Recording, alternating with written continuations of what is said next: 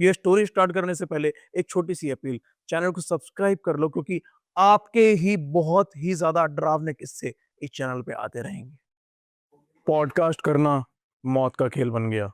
वो तो सिर्फ पॉडकास्ट करने गया था। उसे पता ही नहीं था कि ये पॉडकास्ट उसका आखिरी पॉडकास्ट होगा। मैं बात कर रहा हूँ दिल्ली में रहने वाले साहिल की। साहिल एक पॉडकास्टर था, जो दिल्ली के अंदर अपना न्यू चैनल बनाना चाहता था पॉडकास्ट के लिए, जिसने रिसेंटली अपना पॉडकास्ट चैनल स्टार्ट किया था। लेकिन जब आप पॉडकास्ट करते हो ना तो कहते हैं कि आपके पास महँगे-महँगे उपकरण होने चाहिए, इक्विपमेंट्स होने चाहिए, कैमरा होना चाहिए। उसके पास ऐसा कुछ भी नहीं था। ये कहानी जो आज मैं आपको सुनाने जा रहा हूँ, इसके अंदर एक इतनी भयानक सच्चाई और इतना खतरनाक डर छुपा है ना, आज से पहले आपने ऐसी स्टोरी ना कभी सुनी होगी, ना कभी समझी होगी।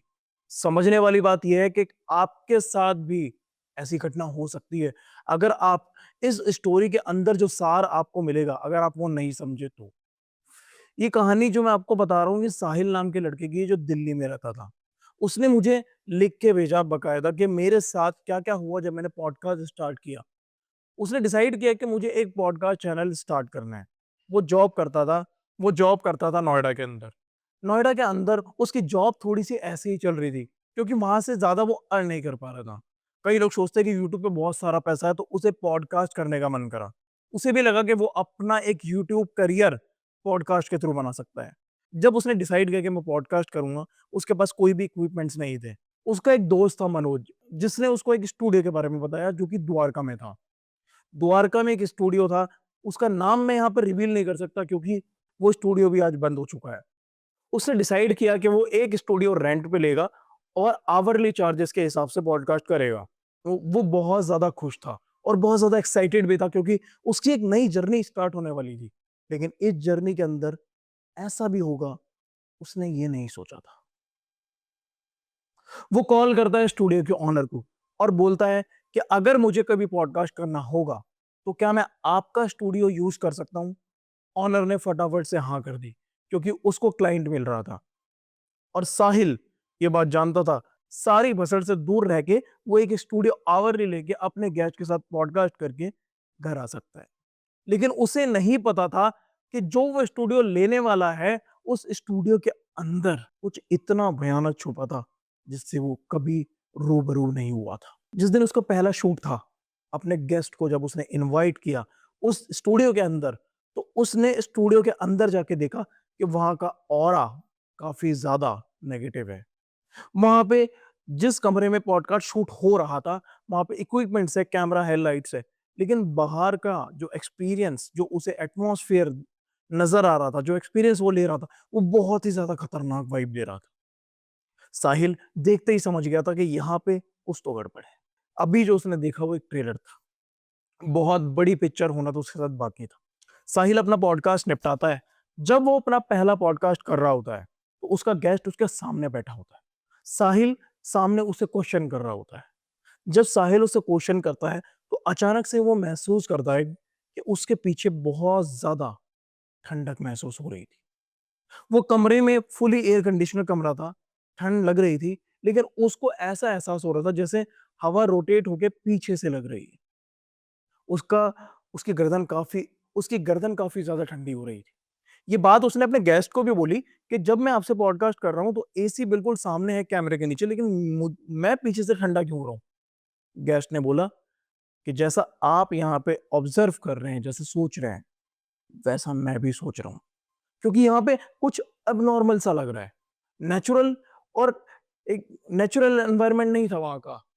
जब वो रिकॉर्डिंग चल रही थी, तो उसको ऐसा एहसास हुआ जैसे किसी ने साहिल के पीछे से कंधे पकड़े। साहिल नर्वस था क्योंकि उसका पहला पॉडकास्ट था, वो कह भी नहीं सकता था। गेस्ट भी गेस्ट से भी वो चीज़ नहीं डिस्कस कर पाया। साहिल जब स्टूडियो से निकला, तो उसकी काफ़ी ज़्यादा तबीयत खराब हुई। उसको दवाई लेनी पड़ी। वो डॉक्टर के पास गया, काफ़ी ज़्यादा फ़ीवर था उसका। लेकिन साहिल को एक्साइटमेंट भी थी, जिस एक्साइटमेंट के अंदर वो ये चीज़ याद नहीं करना चाह रहा था कि उसके साथ एग्ज़ैक्टली हुआ क्या था। साहिल की किस्मत से नेक्स्ट पॉडकास्ट जब उसके पास आया, तो वो पॉडकास्ट एक तांत्रिक का था। साहिल ने तांत्रिक को इनवाइट करा और जैसे ही तांत्रिक उस पॉडकास्ट स्टूडियो में आया कि मैं यहाँ पे पॉडकास्ट नहीं कर सकता। साहिल ने बोला कि क्यों, आप ऐसा क्यों कर रहे हैं? क्योंकि आपसे मेरा कलाम हुआ था कि हम यहाँ पे पॉडकास्ट करेंगे, आप मेरे गेस्ट हैं, आप ऐसे मुझे छोड़ के नहीं जा सकते। तांत्रिक ने जो बताया, साहिल वो बात हजम ही नहीं कर पाया। तांत्रिक ने उसको बोला कि अगर जिंदा रहना चाहता है तो यहाँ पे पॉडकास्ट ही मत कर, छोड़ दे ये सब बेकार है जो तू कर रहा है, क्योंकि जहां तू बैठा है ना, वहां बचना काफी मुश्किल है। अगर मैं तुझे बता दूं कि यहाँ पे क्या चीज है, तो तेरी रूह कांप जाएगी। जैसे ही साहिल ने ये बात सुनी, साहिल घबरा गया, लेकिन उसने काफी रिक्वेस्ट की महाराज से। महाराज जी मान भी गए। महाराज जी ने बोला कि चलो, मैं तेरा पहले एक रक्षा कवच कर देता हूँ, ताकि जब ये पॉडकास्ट चल रहा हो तो कोई भी ऐसी घटना ना हो जिससे तू पहले भी इंगेज हो चुका है। साहिल ये बात एक्सेप्ट करता है और बैठ जाता है। जाते हुए जब ये पॉडकास्ट कंप्लीट होता है, तांत्रिक ने उसको हिदायत दी थी कि आज जो ये पॉडकास्ट हुआ है, वो तेरे को विचलित कर सकती है, जो एंटिटी वहां पे थी वो तेरे को विचलित कर सकती है। साहिल ने ये बात बहुत सीरियस तरीके से ली, क्योंकि उसके साथ पहले भी ये घटना हुई थी।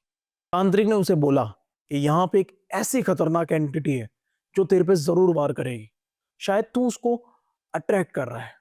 कैसे, ये तांत्रिक भी नहीं जानता, क्योंकि बिना रिचुअल करे कुछ चीजें पता नहीं लगती। लेकिन साहिल को एहसास हो रहा था कि उसके साथ कोई ना कोई शक्ति वहां पे कनेक्ट है। अब यहाँ पे सबसे बड़ी घटना ये होती है कि जब साहिल वापस जा रहा था, तो पहली बार उसने एक बुरी शक्ति का एहसास किया। उस शक्ति ने उसकी स्कूटी को होल्ड किया हुआ था। ऐसा लगा जैसे मानो साहिल स्कूटी तो चला रहा है, लेकिन वो कह रहा है कि स्कूटी मेरे बस में ही नहीं, मेरे हैंडल किसी ने पकड़ लिए थे। वो हैंडल जब वो पकड़ के चला रहा था, मानो जैसे कोई शक्ति उसको जबरदस्ती फोर्सफुली गिराना चाहती है। साहिल इस बात से काफी ज्यादा डर गया। उसने साइड में स्कूटी लगाई। साइड में स्कूटी लगाने के बाद उसने 2 मिनट सोचा कि मैं ये आ गया, कि मैं ये कहाँ आ गया, मैं ये क्या कर रहा हूँ? कभी मैं कोई ऐसी गलती तो नहीं कर रहा हूँ जिससे मेरा कोई नुकसान हो। वो रात साहिल की बड़ी भयानक रातों में से एक रही, क्योंकि उस रात उस तांत्रिक का कॉल साहिल के पास आता है, और वो तांत्रिक रात के 10 बजे साहिल को कहता है कि तेरे को आज एहसास हुआ उस चीज का जो मैंने तेरे को बताया था। जैसे ही साहिल ये बात सुनता है, वो दूसरे कमरे की तरफ भागता है, और जैसे ही भागता है, वो कहता है हाँ महाराज, आपने जो बोला था वैसा ही हुआ। मेरे को मैंने महसूस किया है किसी को, जैसे मानो मेरा कोई हैंडल पकड़ के गिराने की कोशिश कर रहा हो। महाराज जी उसको एक उपाय देते हैं। वो उसको बोलते हैं कि तू एक काम कर, कि अगला पॉडकास्ट तेरा जब भी हो, हालांकि बहुत सारे स्टूडियो है, उसकी मजबूरी थी कि क्योंकि ये चीप रेट में मिलता था। अभी वो पैसा इन्वेस्ट नहीं करना चाहता था, क्योंकि उसके पास बहुत ज्यादा बजट नहीं था। नेक्स्ट पॉडकास्ट के अंदर महाराज तांत्रिक तांत्रिक उसे कहता है कि तू एक नींबू अपनी जेब में रख के बैठ, और 2 लौंग, 2 लौंग तुझे नींबू के अंदर डालनी है, और अपने लेफ्ट हैंड में पकड़ के रखना है जब तक पॉडकास्ट चलेगा। अगला पॉडकास्ट जब उसका चल रहा होता है, तो साहिल वही टोटका रिपीट करता है। हालांकि हम किसी भी अंधविश्वास को इस चैनल के माध्यम से बढ़ावा नहीं देते हैं कि आपको कुछ ऐसा करना चाहिए। आप बहुत धैर्य से फैसला कर सकते हैं अगर आपके साथ भी कुछ ऐसा हो रहा है। ये एक छोटा उपाय जो साहिल पे सूट हुआ, जरूरी है कि आपके ऊपर भी करे। तो वो नींबू और लौंग अपने हाथ पे रखता है। उसको ये हिदायत दी गई थी कि जब तू ये पॉडकास्ट करके वापस जाएगा, तो जो एंटिटी तेरे साथ वापस आती है, वो वापस नहीं आएगी। तुझे सिर्फ करना ऐसा है कि नींबू पीपल के पेड़ के नीचे रख के चले जाना है, और पीछे मुड़ के नहीं देखना है। साहिल एग्जैक्टली वैसा ही करता है। जब वो स्टूडियो से निकल रहा होता है, तो वो नींबू और लौंग को एक पीपल के पेड़ पे रख देता है, और तेजी से अपनी स्कूटी स्टार्ट करता है। लेकिन अब जो साहिल के साथ हुआ, वो सुन के मैं भी दंग रह गया। उसने बोला कि जब मैं स्कूटी स्टार्ट कर रहा था, मानो मेरी किसी ने स्कूटी पीछे से होल्ड कर ली। उसकी स्कूटी पीछे से किसी ने पकड़ ली, क्योंकि जब वो उसने रेस दी तो स्कूटी कभी लेफ्ट जाती, कभी राइट जाती। ऐसा लगा जैसे किसी ने उसको बहुत फोर्सफुली तरीके से पकड़ लिया। साहिल जैसे तैसे अपने घर पहुंच जाता है, और जब वो घर पहुंचता है, तो अब उसके साथ एक ऐसा खेल शुरू होता है जो शायद आज तक साहिल इस खेल से निकल नहीं पाया। वो बताता है कि उस एंटिटी ने उस रात नींबू रखने के बाद भी उसका पीछा किया, क्योंकि तांत्रिक भी ये चीज नहीं जान पाया कि वो एंटिटी कितनी ज्यादा ताकतवर है। साहिल का एक पर्सनल रूम था जिसमें कोई भी नहीं रहता था। तीसरी मंजिल पे ये कमरा था, और उस कमरे के अंदर उसने अपना सेटअप लगाया था कंप्यूटर का। वो अकेला ही रात के 2 बजे तक एडिट कर रहा था। उस रात बहुत तेज बारिश आ रही थी। साहिल एडिट करने में इतना खो जाता है कि उसके साथ क्या होने वाला है उसका उसे अंदाजा भी नहीं था। अचानक से पीछे वाले कमरे से आवाज आती है, ठक ठक ठक। ये नॉर्मल आवाज नहीं थी क्योंकि उस घर में कोई भी नहीं था और पीछे वाले बाथरूम का दरवाजा 3 बार नॉक हुआ। साहिल फटाफट अपने हेडफोन उतारता है। उसे एहसास था ऐसा जैसे कोई घर के अंदर है। भले ही वो एडिट कर रहा था, उसके कानों में बहुत तेज साउंड था, लेकिन उसके सिक्स सेंस उसे ये चीख चीख के कह रहे थे कि घर के अंदर कोई तो है। वो जल्दी से पीछे भागता है और देखता है कि कोई भी नहीं है। वो वापस आके अपनी एडिटिंग करता है और एडिटिंग के दौरान उसके साथ कुछ ऐसा हुआ जिसको शब्दों में बयान करना मेरे लिए बहुत मुश्किल है। ऐसा लगता है जैसे साहिल के पीछे से कोई निकल के गया है। साहिल फटाफट अपना हेडफोन उतारता है और जाके चुपचाप कोने में बैठ जाता है। साहिल की सबसे बड़ी गलती ये थी कि उसने उस स्पिरिट या एंटिटी को ललकार दिया। कहते हैं कि जब भी आप पे नेगेटिव स्पिरिट हमला करती है या कोई नेगेटिव एंटिटी आप पे हमला करती है, तो आपको उसका नाम नहीं लेना चाहिए, ना कि उसको ललकारना चाहिए। ये दोनों ही काम आपको नहीं करने चाहिए। ये साहिल ने एक काम इसमें से ऐसा किया कि उसने उसे ललकारा कि कौन है तू, मेरा बाल भी नहीं पाड़ पाएगी। कुछ एब्यूसिव लैंग्वेज में साहिल ने अपना गुस्सा व्यक्त किया। और जैसे ही ये बात साहिल के मुंह से बोली जाती है, थोड़ी देर बाद जब साहिल सोने की तैयारी करता है और गहरी नींद में जाने के बाद साहिल के सामने वो एंटिटी आके खड़ी हो जाती है। साहिल को इस बात का एहसास भी नहीं होता कि उसके सामने कोई खड़ा है। लेकिन जब कहते हैं ना कि आप बहुत ज्यादा गहरी नींद में होते हो, तब आपकी बॉडी आपको ये चीख चीख के कह रही होती है कि एक बार देख, तेरे सामने कोई है। उसकी बॉडी उसे चेत में लाई और जैसे ही उसकी बॉडी अपनी आंखें खोलती है, तो सामने एक ब्लैक कलर का साया महसूस करती है। ये बहुत शॉकिंग था। शायद बताने में ये उस तरीके से ना लग रहा हो जिस समय का माहौल साहिल ने महसूस किया। साहिल तुरंत ये एंटिटी को देखकर डर गया और वो समझ गया कि क्या, ये कौन है, ये कहां से आई है। इस घर के अंदर उस एंटिटी के अलावा और साहिल के अलावा कोई नहीं है। वो एक दूसरे की आंखों में डाल के एक दूसरे को देख रहे हैं। साहिल यहाँ पे बहुत ज्यादा घबराया हुआ है। साहिल सोच रहा है कि किसी तरीके से जो विंडो उसके बगल में है, वो दरवाजा खोल के, वो किवाड़ खोल के इस घर से बाहर हो जाए। लेकिन उसकी प्रॉब्लम ये थी कि ये घर तीसरी मंजिल पे था। यहाँ से निकलना इम्पॉसिबल था। वो कोशिश करता है कि किसी तरीके से चिल्लाए, लेकिन साहिल की आवाज तक नहीं निकल रही थी। साहिल ने बहुत कोशिश की चिल्लाने की, लेकिन वो नहीं चीख पा रहा था। एंटिटी उसके सामने है। एंटिटी कुछ कर नहीं रही है, कोई हार्म नहीं उसको पहुंचा नहीं रही है, बस खड़ी होके उसको तसल्ली से देख रही है, जिसे मानो आज साहिल का आखिरी दिन। साहिल के पसीने छूटने लगे। एंटिटी आगे बढ़ी, साहिल के पास आने की कोशिश की। साहिल ने दबी दबी आवाज में उससे पूछा कि मुझसे क्या चाहती हो, क्या गलती हुई है मुझसे जो तुम यहां पे आ गई हो। एंटिटी का कोई जवाब नहीं आया। एंटिटी ने वो किया जो कोई नहीं कर सकता। शायद किसी भूत प्रेत के लिए ये पॉसिबल नहीं, लेकिन उसने साहिल का कंप्यूटर जमीन पे फेंक दिया। और जैसे ही कंप्यूटर जमीन पे फेंका, साहिल 1 मिनट में खड़ा हुआ और जोर जोर से चीखने लगा, बचाओ, यहाँ पे कोई अगर मेरी आवाज सुन रहा है तो मेरे को यहाँ से बचाओ। इतना सुन के एंटिटी ने उस पर हमला किया। साहिल जैसे ही संभलता, उसने उसने साहिल को इतना ऊपर उठा रखा था। ये कोई आम बात नहीं है, हो सकता है मैं आपको बता नहीं पा रहा हूं, लेकिन साहिल को इतना ऊपर उठा रखा था। साहिल ने अपने मुंह से ये खुद चीज बताई कि जो उस कमरे में हुआ, या तो मैं जानता हूं या वो एंटिटी जानती है। उस कमरे के अंदर एक खौफनाक दृश्य है जिसमें साहिल 2 फुट हवा के अंदर है। एंटिटी उसके सामने खड़ी है, लेकिन साहिल ना चिल्ला पा रहा है, ना कुछ कह पा रहा है और ना भाग पा रहा है। साहिल ने उससे माफी मांगी, उससे बहुत गुजारिश की कि मुझे जाने दो यहाँ से। जैसे ही साहिल ने गुजारिश की, एंटिटी वहां से अचानक से गायब हो, जैसे मानो कोई था ही नहीं कभी। साहिल ने जैसी साहिल एकदम से जमीन पे आके गिरा, और जैसे ही साहिल जमीन पे आके गिरा, उसने फटाफट दरवाजा खोला और नीचे भागा, और फटाफट भाग के जहां उसका दूसरा घर था, जहां पे उसके मम्मी पापा और उसकी फैमिली रहती थी, वहां पहुंच गया। अपने माँ बाप को जाके पूरा का पूरा किस्सा बताया। उसके माँ बाप ने जरा सी भी देर नहीं की, उसी रात उन्होंने किसी अपने पंडित से बात की। उस पंडित ने बोला कि इसको मेरे पास लेके आओ। जब वो साहिल को अपने पास लेकर आए, तब साहिल से उन्होंने कुछ क्वेश्चन किए कि तेरे साथ जो भी हुआ है, ये शुरू कहाँ से हुआ। तब जाके साहिल ने अपना सारा का सारा ये किस्सा बताया कि यहाँ से शुरू हुआ। कहानी में ट्विस्ट जब आया, जब साहिल को ये बात पता लगी कि उसके साथ जो हुआ वो किसी एंटिटी ने किया ही नहीं। साहिल का दूसरा पॉडकास्ट एक तांत्रिक के साथ था। तांत्रिक ने उसको अपनी बातों में उतारा। साहिल दिखने में भी बहुत अच्छा था। तांत्रिक ने तांत्रिक एक गे तांत्रिक था, जो साहिल को इस बात का अंदाजा ही नहीं था कि तांत्रिक एक्चुअली उसके बारे में क्या सोच रहा है। तांत्रिक गलत नियत के साथ उसे देखने लगा था।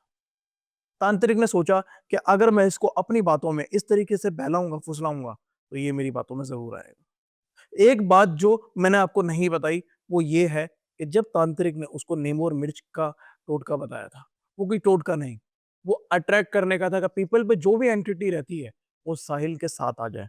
और जब भोग उसने दिया था, एक लड्डू तांत्रिक ने उसको दिया था पॉडकास्ट से पहले कि ये लड्डू तेरे को खाना है, ये लड्डू तुझे खाना ही पड़ेगा। साहिल ने वो लड्डू खाया, लेकिन वो नहीं जानता था कि वो किस चीज का प्रयोग, किस तंत्र का प्रयोग साहिल पे कर रहा है। ऐसा ही हुआ। साहिल ने जब लड्डू खाया, उसके कहे अनुसार उसने टोटके किए, तो पीपल के पेड़ से उसने कोई ऐसी एंटिटी को जागृत कर दिया जो उसकी मदद, जो तांत्रिक की मदद करके साहिल को उस तक पहुंचा दे। ये सुनने में बहुत ये सुनने में बहुत अटपटा लग रहा होगा कि ऐसा भी पॉसिबल है, लेकिन जिस प्रकार साहिल ने रो रो के मुझे ये सारी चीजें बताई है, अब मैं आपको साहिल की रिकॉर्डिंग और मेरी बात सुनाने वाला हूँ। ये कॉल सुन के शायद आप डर जाओगे, तो ये कॉल सुनने से पहले आपको वार्निंग दी जा रही है कि आप सबके सामने ये कॉल ना सुने, और अगर फैमिली के साथ देख रहे हैं तो बच्चों को दूर रखें। Hello hello. सर, नमस्कार। मैं साहिल बात कर रहा हूँ। हाँ सही भाई, बताओ क्या हुआ था आपके साथ उस दिन? भैया, मेरे साथ ऐसा हुआ था। मैं पॉडकास्टर बनना चाहता था। जी। तो मैंने अपनी नोएडा से जॉब छोड़कर मैं पॉडकास्ट करने लगा। मैं दिल्ली में इधर उत्तम नगर की साइड रहता था, तो मेरे को द्वारका पास पड़ता था। अच्छा, ये तो आपने मेरे को मेल पे भी लिखा था। आप मेरे को वो चीज बताओ जो आपने स्टूडियो में क्या सीन किया, क्या महसूस किया? स्टूडियो में जिस दिन मेरा पहला शो था ना सर, उस दिन वहाँ पे जैसे शो चल रहा था, एक तो मेरे को अचानक से ठंडक महसूस होने लगी और मेरे किसी ने कंधे भी पकड़े थे पीछे से। अच्छा जी। तो तांत्रिक जो जिसके साथ मेरा पॉडकास्ट था, उसने उसको बताया, मैंने उसको बताया, उसने फील भी कर लिया था। उसने मेरे को कुछ उपाय दिए कि ये कर लेना, नींबू वाला, और आपके घर नहीं आएगी। लेकिन बाद में मुझे पता चला वो तांत्रिक गे था, और वो दूर करने के लिए नहीं है आत्मा को, मतलब मेरे से अट्रैक्ट करने के लिए थी, ताकि वो मुझसे अट्रैक्ट हो जाए और मैं उसके बाबा जो तांत्रिक था, मैं उसके पास चला जाऊं। ये सारी चीजें थी, तो मतलब वो मुझे फंसा रहा था।